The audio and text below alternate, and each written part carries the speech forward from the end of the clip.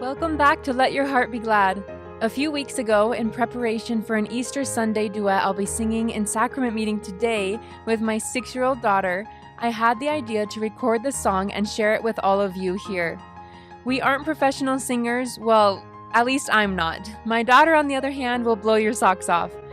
And if you listen very carefully at the end, you'll get to hear her one-word reaction to the song, which I could have edited out, but really I couldn't. It's just too sweet and I want to remember it forever. Maybe it's a mama thing. I hope as you listen to the message in this song written by Shawna Edwards titled Risen, you'll feel our testimony of the risen Lord, how we love Him, how grateful I am to be able to pass this testimony on to my children, how profoundly humbled I am by the chance to share this testimony with each of you. Thank you for listening. Before playing the recording, I'm going to share with you 3 beautiful quotes I came across during my studies. The first is from President Gordon B. Hinckley, the second from Elder Franklin D. Richards in 1975, and the third from Elder Gary E. Stevenson. First, President Hinckley, quote, "The Jewish Sabbath passed. Then came a new day, a day that ever after was to be the Lord's day. In their sorrow, Mary Magdalene and the other women came to the tomb. The stone was no longer in place. Curiously, they looked inside. To their astonishment, the tomb was empty. Distraught and fearful, Mary ran to Simon Peter and to the other disciple whom Jesus loved. She cried, 'They have taken away the Lord out of the sepulchre, and we know not where they have laid him.' They came running, and their fears were confirmed. Disconsolate, they looked, and then went away again unto their home. But Mary stood without at the sepulchre weeping.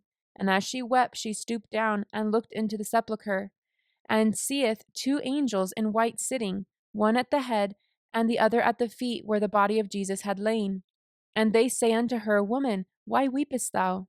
She saith unto them, Because they have taken away my Lord, and I know not where they have laid him.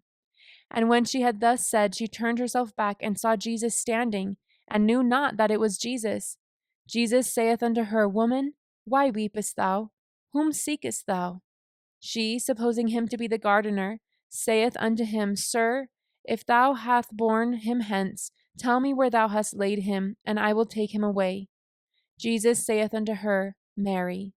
She turned herself, and saith unto him, Rabboni, which is to say, Master. Jesus saith unto her, Touch me not, for I am not yet ascended to my Father, but go to my brethren, and say unto them, I ascend unto my Father and your Father, and to my God and your God. She who had loved him so much, she who had been healed by him, was the first to whom he appeared. There followed others, even as Paul declares, up to 500 brethren at one time. Now the apostles understood what he had tried to teach them. Thomas, on feeling his wounds, declared, My Lord and my God. Can anyone doubt the veracity of that account? No event in history has been more certainly confirmed. There is the testimony of all who saw and felt and spoke with the risen Lord. He appeared on 2 continents, in 2 hemispheres, and taught the people before his final ascension. 2 sacred volumes, 2 testaments speak of this most glorious of all events in all of human history. But these are only accounts, the faithless critics say, to which we reply that beyond these is the witness and the testimony borne by the power of the Holy Ghost of the truth and validity of this most remarkable event. Through the centuries, untold numbers have paid with the sacrifice of their comforts, their fortunes, their very lives for the convictions they carried in their hearts of the reality of the risen, living Lord. And then comes the ringing testimony of the prophet of this dispensation, that in a wondrous theophany he saw and was spoken to by the Almighty Father and the risen Son.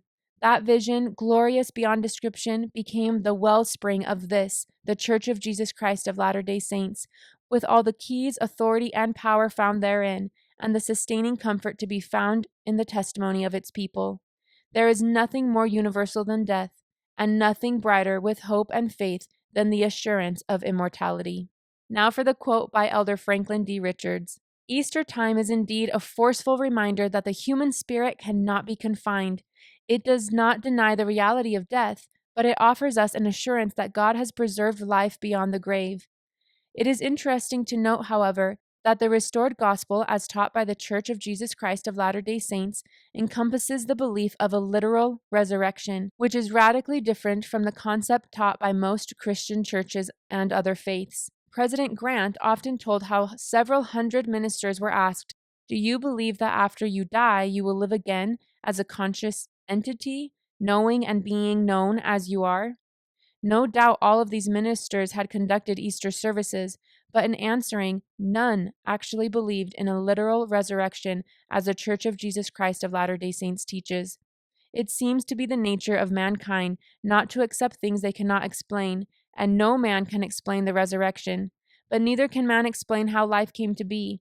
But who denies that we live?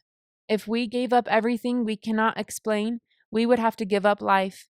But he who has given us life has assured us of life hereafter. Which is more difficult, to be born or to rise again? That we should live forever is no greater miracle than that we should live at all. And lastly, Elder Gary E. Stevenson. We cannot stand as witnesses of Jesus Christ until we can bear witness of him. The Book of Mormon is another witness of Jesus Christ because throughout its sacred pages, one prophet after another testifies not only that Christ would come, but that he did come.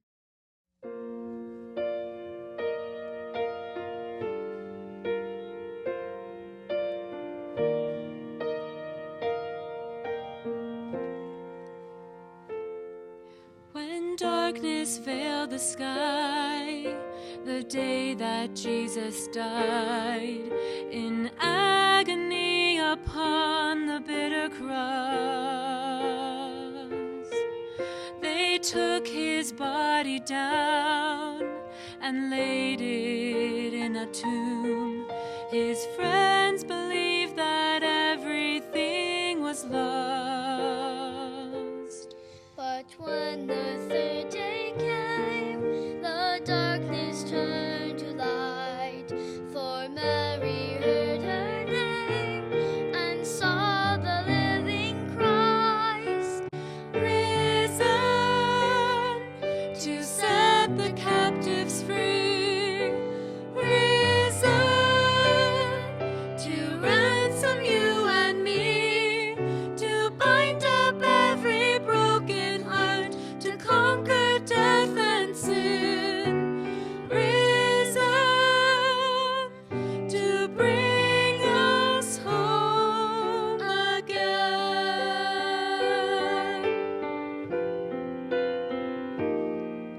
And in that barren place, the world forever changed, for hope was born when Jesus rose.